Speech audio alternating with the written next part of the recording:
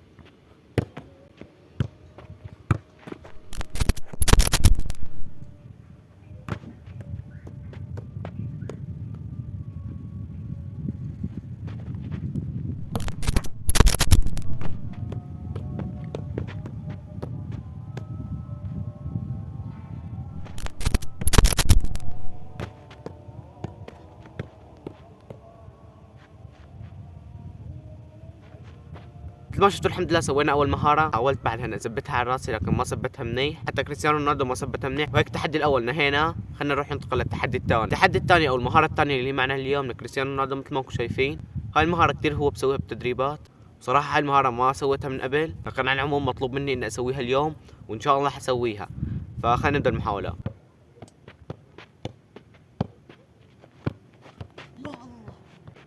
سويت المهاره بس كان لازم اتقل فيها، بس ما قدرت اجيبها. خلينا نكمل المحاولة.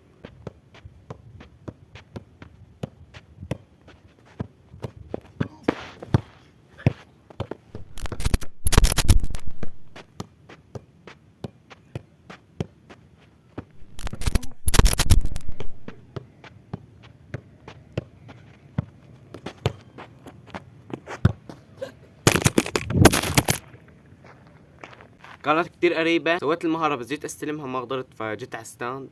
لكن على العموم خلينا نكفي المحاولة.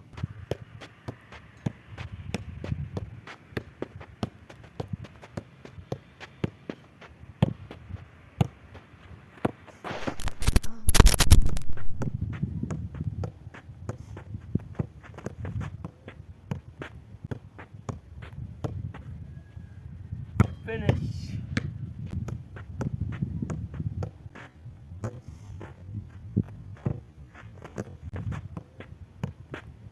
مثل ما شفتوا الحمد لله سويناها. عانيت شوي بالبداية لكن بس فهمت تكنيك المهارة الحمد لله سويتها. فخلنا نروح ننتقل للتحدي الثالث. التحدي الثالث او مو تحدي، هو هدف كريستيانو رونالدو بمباراة نجوم الرياض ضد نادي باريس. مثل ما انكم شايفين شاطها وحط عليها هدف باجره اليسار اللي هي القدم الضعيفة. فبما ان انا ما معي حدا وحاب اصعب هذا التحدي اكثر، انا اللاعب بس يكون بالملعب فبكون كثير عليه ضغط، اما هون انا ما علي ضغط، فرح احاول اني اصعب هذا التحدي. فرح احط قوس بال90 واحاول ادخلها بهذا القوس كمان باجر اليسار وبالزاويه القريبه. فهذا الشيء كثير بصعب التحدي. لو كانت الزاويه البعيده فبتكون اسهل، لكن ان شاء الله رح نسوي التحدي. خلينا نبدا المحاولات.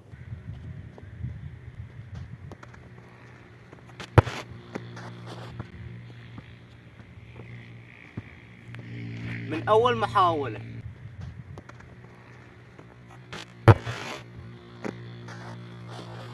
مثل ما شفتوا الحمد لله من اول محاوله سويت التحدي او سويت الهدف يعني. وهيك اول 3 تحديات دان. التحدي الرابع اللي معنا اليوم او المهاره الرابعه كمان هذا التحدي بقدم الضعيفه باليسار من جنب المرمى، شاطها بقدم الضعيفه وخلاها تلف وترجع تدخل بالهدف. كانت صعوبة التحدي بس انها بقدم الضعيفه، لكن التحدي سهل وان شاء الله رح نسويه. فخلنا نبدا المحاوله.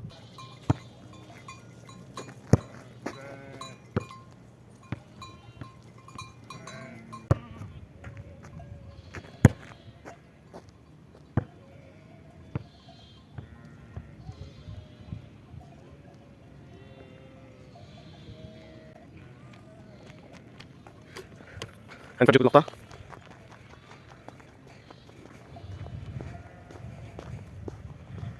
مثل ما شايفين دخلت بكامل محيطها.